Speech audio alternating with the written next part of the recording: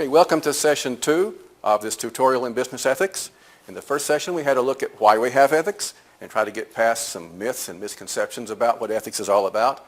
Well, today we're going to start the serious business and look at a framework for making ethical choices and analyzing ethical issues.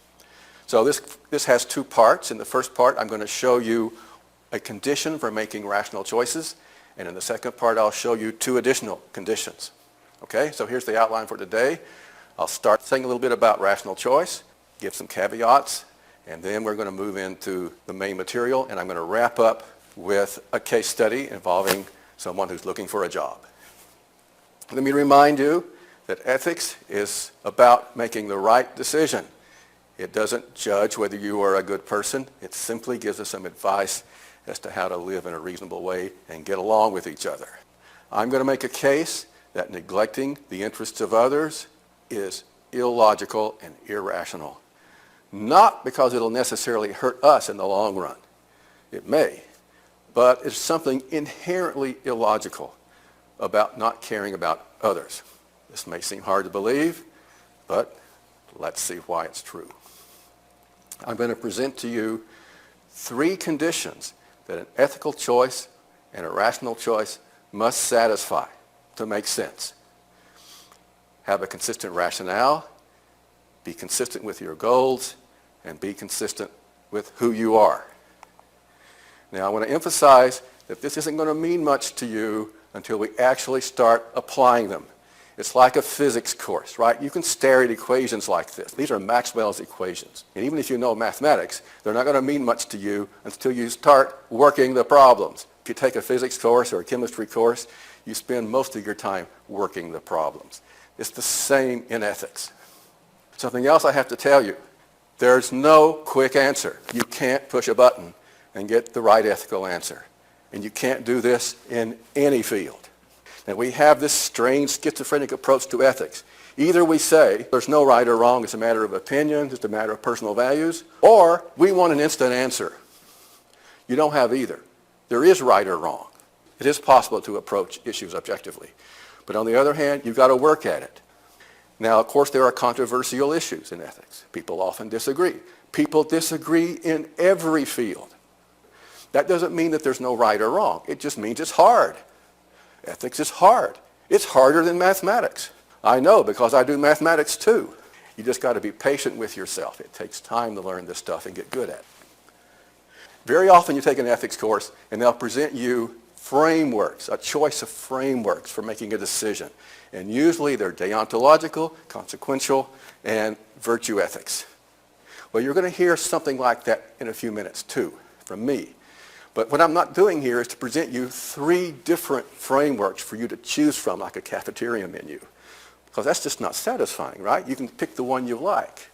So these are not 3 different frameworks. These are 3 different kinds of tests you have to apply to a choice to make sure the choice is logical. You've got to pass all 3 tests. So I'm presenting to you 1 framework. Otherwise, it's just not much good. Okay. This is the first condition for making a reasonable choice. And I'm going to begin with a premise. When we act, when we do something, we do it for a reason. There's a reason behind our actions. It may not be a good reason, but there's got to be a reason. That's what makes it an action. Okay? And there's a corollary. If that reason justifies an action for me, then it justifies the same action for anyone to whom the reasons apply. Otherwise, they're not reasons. Let me explain what I mean by that. Suppose that I walk into a department store and I see this display of watches. And these watches are sitting out there. They're not under glass. They're not protected. There's no alarm. There's no security guard standing around.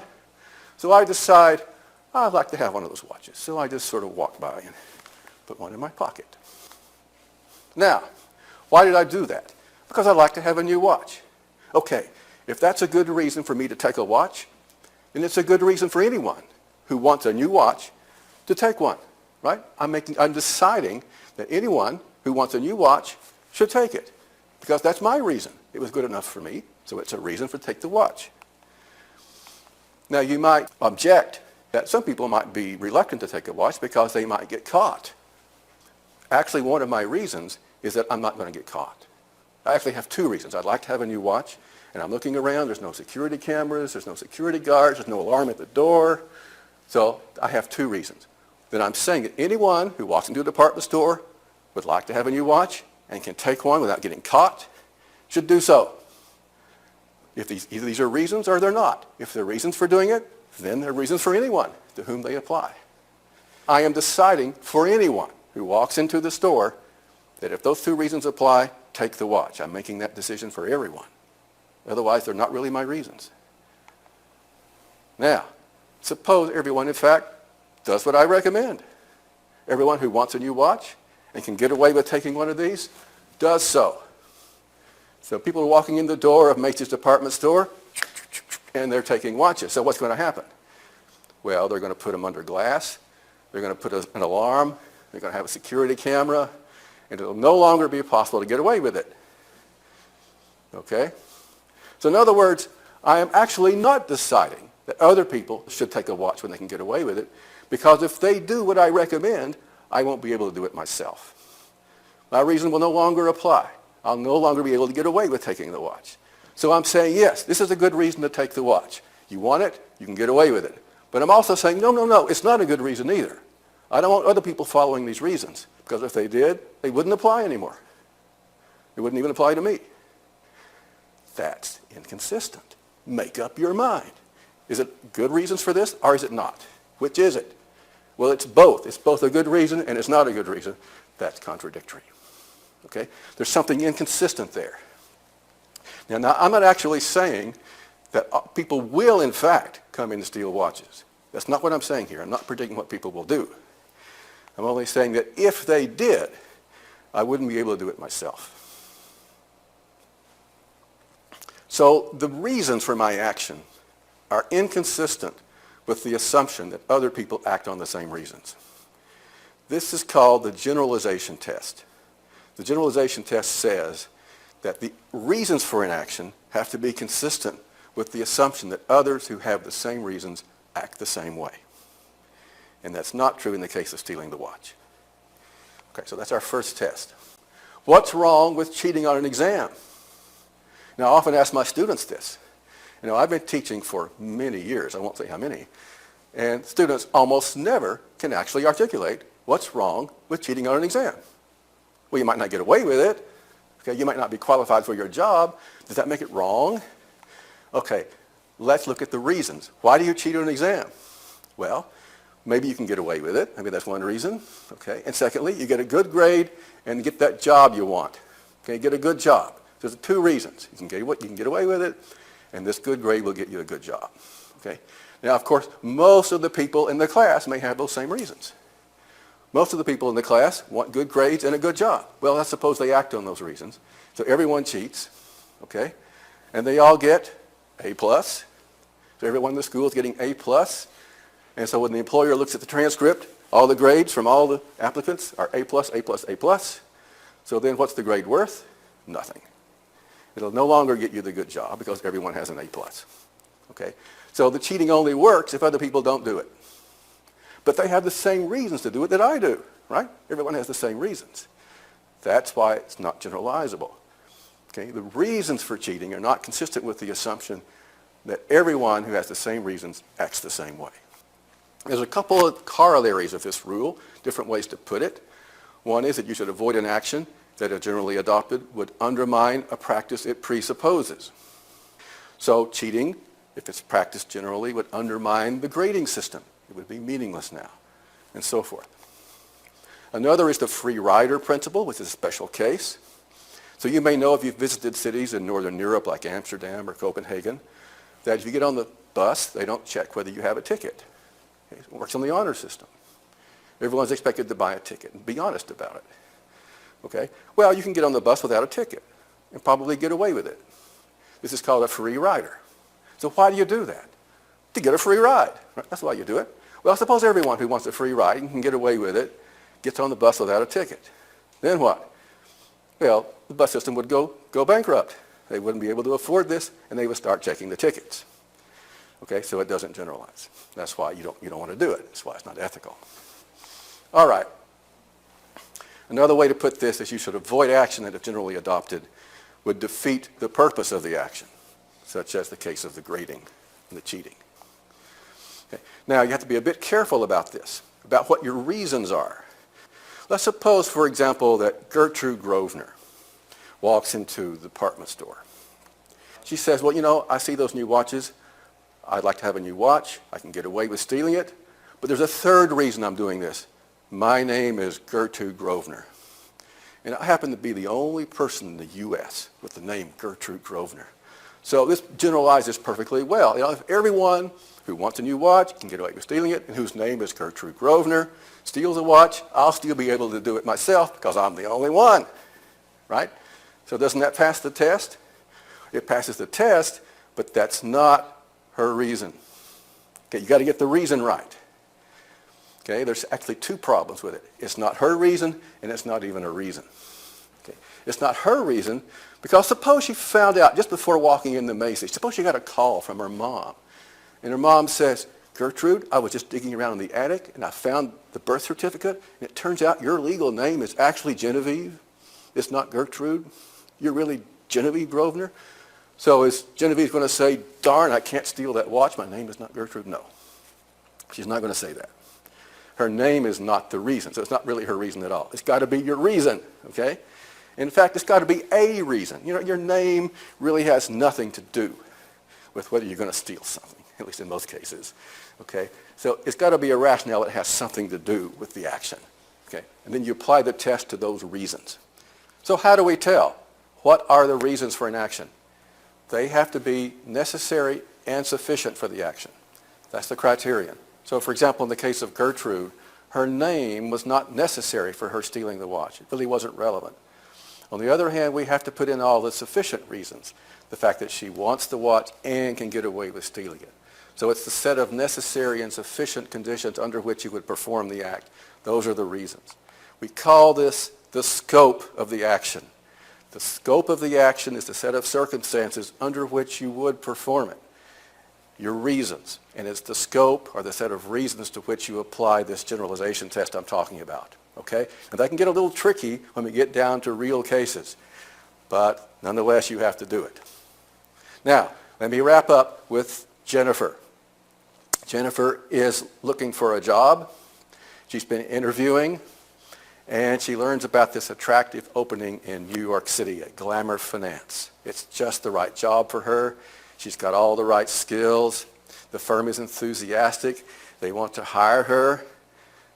Well, unfortunately, shortly after her interview, there's a global credit freeze. And they stop all hiring. So they say, Jennifer, I'm sorry, we just can't offer you the job right now. Well, meanwhile, she receives another offer or two. It's getting late in the semester. Her classmates are bragging about their good jobs. They're saying, Jennifer, where's your job? Meanwhile, her parents are calling her up and say, Jennifer, do you know how much tuition cost we had to pay to send you to that school? We want to see a job. So the pressure is building. So finally, she gives in and takes a job at a consulting firm in Cleveland. All right. Well, a few weeks later, she gets a phone call from this bank in New York City. And they say, Jennifer, guess what? We got this great taxpayer-funded bailout. We're hiring now. It's wonderful. So come on up to New York and sign the papers. Jennifer says, let me get back to you on that, okay? So she has a dilemma. She's already signed with one firm. That was weeks ago. They're expecting her to show up for the first day of work. She's got an agreement, a contract. On the other hand, she really wants this job in New York, and her friends are pushing her. They say, Jennifer, don't worry about it. What are they going to do? Just take the job in New York and go ahead with your career. Is that ethical? Well, let's have a look at it. We'll have a look at it. Now, I can tell you that most of my students want this to come out a certain way. You can probably guess what way that is, but not all. If I take a poll of the class, there are people on both sides of the issue. So what I'm going to do is apply the test I just talked about and see how it comes out. Let's just see how it comes out. Okay, we got to look at her reasons. Why does Jennifer want to break her current contract and go to New York? She wants a better job. That's the reason. That's her reason. Okay? Well, let's suppose that everyone, okay, who can get a better job by breaking their current contract did so. Just became universal practice. Whenever you find it convenient to break your employment contract, you just do it. You just blow it off. Now what? Contracts wouldn't be anything, right? People just blow them off whenever they want to. So why should a company promise you a job when they know, as soon as you get, a feeler from someone else, you're going to forget about this company? Why should they bother with you if you're not going to bother with them? There wouldn't be any contracts anymore. If you break contracts whenever you want to, you lose the whole point of having a contract. Well, Jennifer wants a contract from New York City, right? She doesn't want to show up on the first day of work and find out the job's not there. She wants him to promise her a job. And she wants that job to be there when she shows up. However, when the company is ready to start her employment, they want her to be there as well, but she's going to blow that off. So you see the problem. If everyone's going to blow it off, no one would bother with agreements and contracts. They wouldn't mean anything. So it's not generalizable. She wouldn't be able to fulfill her purposes if everyone did the same thing. Okay. If you think about it, the reason we have agreements and contracts is that you keep them when you don't want to keep them. Right? If we only keep agreements when we want to, we don't need agreements. We just do whatever we want. Everything's fine. The reason we have them is that you keep them when you don't want to keep them. Okay. Now, Jennifer might say, and my students say this, well, if you read the contract, there's an escape clause in there. You can give notice about when you're going to leave. There's options to turn down the job for a penalty. Or maybe there's some kind of employment at will language in the contract. Maybe the contract doesn't really actually promise employment. It only promises a salary if you are employed. So maybe you can slip out of this legally. Maybe it's okay. All right, does that work? Is that good? The problem is this is more than just a legal contract. It's a job market. There's a job market going on here. Okay? A job market is a thing, it's a practice in which people say, okay, I'm going to offer you a job, and they mean it. And other people say, I'm going to take that job rather than this one, and you mean it. Now suppose you didn't mean it. Suppose you could change your mind any time after you've signed. Then you wouldn't have a job market anymore. It's like having an auction. Suppose you go to an auction, okay, and I take some bids, okay, and I take the last bid and I say going once, going twice, sold. And someone out there says, hey, wait a minute, I'd like to bid too. Okay, I'll take one more bid, just one more, sold. Well, I go home that night, I get a call. I was at that auction today and I'd like to bid too. Okay, I'll take one more. So the auction's not going to work, right? Because you never know when you've bought the merchandise. The auction's never over. At some point, when you say, I'm buying it, you got to mean it. And if you say, I'm selling it to you, you got to mean it, or the auction will break down. It's the same way in a job market. At some point, when you say, I'm hiring you, or I'm working for you, you got to mean it, or the whole thing will break down. You won't have a job market anymore. And Jennifer will show up on the first day of work in New York City, and they'll say, Jennifer, I hope you read your contract. It says in there, XYZ, we don't have a job for you. Jennifer says, no, wait a minute. You told me I had a job. I got an apartment rented. I've moved my husband here. And you're telling me the job's not here? Jennifer, just read the contract. Okay, there's something wrong there. And what's wrong is that if everyone does this, the whole practice breaks down. It no longer means anything to have a job market. That's the problem. Now, how long did she promise to work for them? Okay. The rest of her life? No, of course not. But longer than 0, right? Longer than 2 days.